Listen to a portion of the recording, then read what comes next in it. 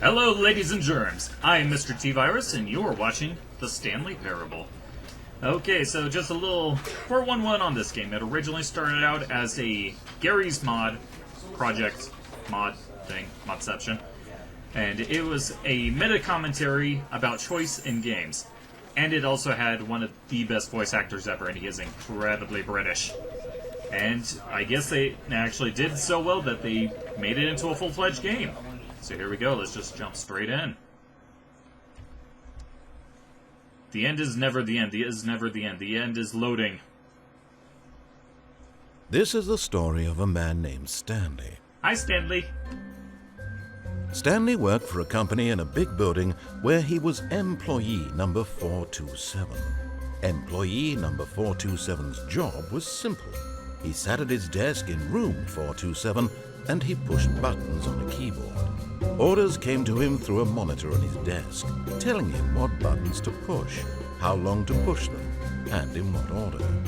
This is what employee 427 did every day of every month of every year. And although others might have considered it soul-rending, Stanley relished every moment that the orders came in. Yeah, I'd though he had love been that. made exactly for this job. And Stanley was happy. Yeah, just sit around And push then one buttons. day, something very peculiar happened. Something that would forever change Stanley. Something he would never quite forget. He had been at his desk for nearly an hour when he realized that not one single order had arrived on the monitor for him to follow. No one had showed up to give him instructions, call a meeting, or even say hi. Never in all his years at the company had this happened. This complete isolation. Something was very clearly wrong. Shocked, frozen solid, Stanley found himself unable to move for the longest time. But as he came to his wits and regained his senses, he got up from his desk and stepped out of his office. Okay, so now I'm in control. So yeah, again, this is one of those games that has a lot of voice acting to it, so I'm going to do my best to keep my mouth shut. All of his co-workers were gone. What could it mean? Stanley decided to go to the meeting room. Perhaps he had simply missed a memo. No matter how hard Stanley looked, he couldn't find a trace of his co-workers. Let's see, what else can I do? Okay, so I can crouch. Can I jump? No. Okay, so let's walk and crouch. And so the mystery begins. Where are my employees? Why am I alone in this office? And I hate Mondays. So do I. That's why I'm recording on a Tuesday. Alright. Hello? Anyone here? No? Oh, looks like there's actually a different wall texture over there. When Stanley came to a set of two open doors, he entered the door on his left. Now this is where the fun begins, because now it seems like it's a simple choice. Either listen to the narrator and go through the door on the left, or do we ignore him and go to the door on the right? Now obviously it would be a simple decision to try to ignore him to try to see how he reacts, but at the same time the developers would probably expect that, so I should go to the door on the left, but naturally I'd try to go against what the developers expect, so let's go to the door on the right. This was not the correct way to the meeting room, and Stanley knew it perfectly well. Perhaps he wanted to stop by the employee lounge first, just to admire it. Oh, so sneaky, so clever. So where's the lounge? I want to see the lounge. Ah! Yes, truly a room worth admiring. It had really been worth the detour after all, just to spend a few moments here in this immaculate, beautifully constructed room. Stanley simply stood here, drinking it all in. Ooh, drinking. Can I get something? Can I get a soda? Feels like I'm pushing the buttons. Yes, really, really worth it being here in the room. A room so utterly captivating that even though all your co-workers have mysteriously vanished, here you sit looking at these chairs and some paintings. Really worth it.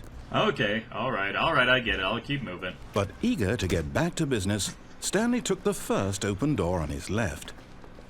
Ooh, okay, so do we ignore him again and keep going forward? Or do we press on the way it should be? You know what? Oh, so many decisions. You know what? Let's be nice to the guy. He sounds like a cool dude, so let's listen. And so he detoured through the maintenance section, walked straight ahead to the opposite door, and got back on track. Oh, game, why do you give me so many options? Oh, so many opportunities to disobey. It's just like my inner rebellious child is trying to reach out and just push buttons. Okay, maybe in another episode we'll... Yeah, let's just get back on track for this time. Yet there was not a single person here either. Feeling a wave of disbelief, Stanley decided to go up to his boss's office, hoping he might find an answer there. Oh, there's a projector. I was about to say, I wasn't done reading it. I'm a slow reader. How to solve a dispute with a coworker. Let it ball up inside you. Using slides to assure employees that everything is okay. Has a slick blue graphic in the header and throw some bevel on all the text. Oh my gosh, just the details I put into all this. A lot of percent. Oh my. Alright, well let's get on to, I think he said it was the boss's room that we need to see. Ooh, can we go in the broom closet? Stanley stepped into the broom closet, but there was nothing here, so he turned around and got back on track. Oh man, I am just so tempted just to stand in there and just wait, see what the narrator says. Oh my gosh. Coming to a staircase, Stanley walked upstairs to his boss's office. Oh, why you give me so many opportunities to disobey? Just, oh, that is not fair. I want to do all these crazy things, but I feel like for this first episode I should probably listen to him for the remainder. Ooh, okay, let's see. Hello? Hey boss, can I have a raise? Stepping into his manager's office, No? Stanley was once again stunned to discover not an indication of any human life. Shocked, unraveled, Stanley wondered in disbelief who orchestrated this. What dark secret was being held from him? What he could not have known was that the keypad behind the boss's desk guarded the terrible truth that his boss had been keeping from him. And so the boss had assigned it an extra secret PIN number. 2845. But of course, Stanley couldn't possibly have known this. Oh my gosh. Okay, 2845. Yet incredibly, by simply pushing random buttons on the keypad, Stanley happened to input the correct code by sheer luck. Amazing. Was it? He stepped into the newly opened passageway. Oh, there's a passage. Oh, there it is. Wow. Wow, that is super sneaky. Oh my gosh, where are we now? What dark secrets have our boss been keeping from us? Anything in here? No, just a dark corner.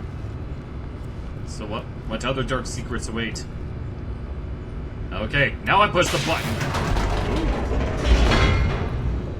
Oh boy, this is going to lead to the torture chamber, isn't it? Oh, and another loading screen. That's okay, I can wait. But man, this is just like so much bigger than the original version, which is kind of an obvious statement, but oh my gosh, I'm just in awe of this right now. Descending deeper into the building, Stanley realized he felt a bit peculiar. It was a stirring of emotion in his chest, as though he felt more free to think for himself, to question the nature of his job. Oh, Why did he feel this now, when for years it had never occurred to him? This question would not go unanswered for long.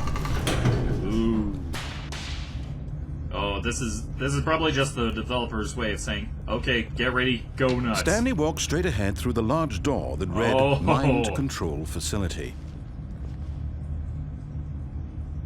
Mind control or escape? Eeny, meeny, miny, let's go mind control. World domination! So dark. That's gotta be a major safety hazard if I didn't know better. The lights rose on an enormous room packed with television screens. Whoa. What horrible secret did this place hold? Stanley thought to himself. Did he have the strength to find out? Ooh. Oh, I have a feeling that This might actually be coming to the end of this video already. I don't know, I'll see where this, oh boy. This is going to turn on all the cameras, isn't it? It's going to show that they've been spying on us. You guys are worse than the NSA! Oh, man. Let's see where this rabbit hole takes us. Monsters jumped to life, their true nature revealed. Each bore the number of an employee in the building, Stanley's co-workers. The lives of so many individuals reduced to images on a screen, and Stanley, one of them, eternally monitored in this place where freedom meant nothing. Dang. Yeah, you guys are definitely worse than the NSA. Holy crap. Oh boy. Okay, let's see what this one does. Okay, 427. That's my number, so let's see, where is it? Okay, so it's over there. This mind control facility, it was too horrible to believe. It couldn't be true. Had Stanley really been under someone's control all this time? Was this the only reason he was happy with his boring job? That his emotions had been manipulated to accept it blindly? Dun dun dun. It's the Illuminati, I swear. No. He refused to believe it. He couldn't accept it. His own life in someone else's control? Never. It was unthinkable, wasn't it? Was it even possible? Had he truly spent his entire life utterly blind to the world? Dun, dun, dun. But here was the proof. The heart of the operation. Controls labeled with emotions. Happy, or sad, or content. Walking, eating, working. All of it monitored and commanded from this very place. And as the cold reality of his past began to sink in, Stanley decided that this machinery would never again exert its terrible power over another human life. For he would dismantle the controls once and for all. Oh man, so many buttons. Okay, I feel like this big red one ought to do the trick, but I don't know. Facility power sounds actually rather convincing to shut it all down. Let's see if we've gotten here. Mind controls idle, awaiting input. Oh man. Now this is like similar to one of the original endings to the And game. when at last he found the source of the room's power, he knew it was his duty, his obligation, to put an end to this horrible place and to everything it stood for. Alright, so kill it. Shut it down! Oh, did I just kill the game? Oh.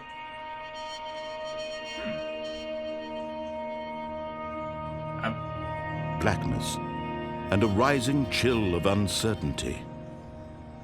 Was it over?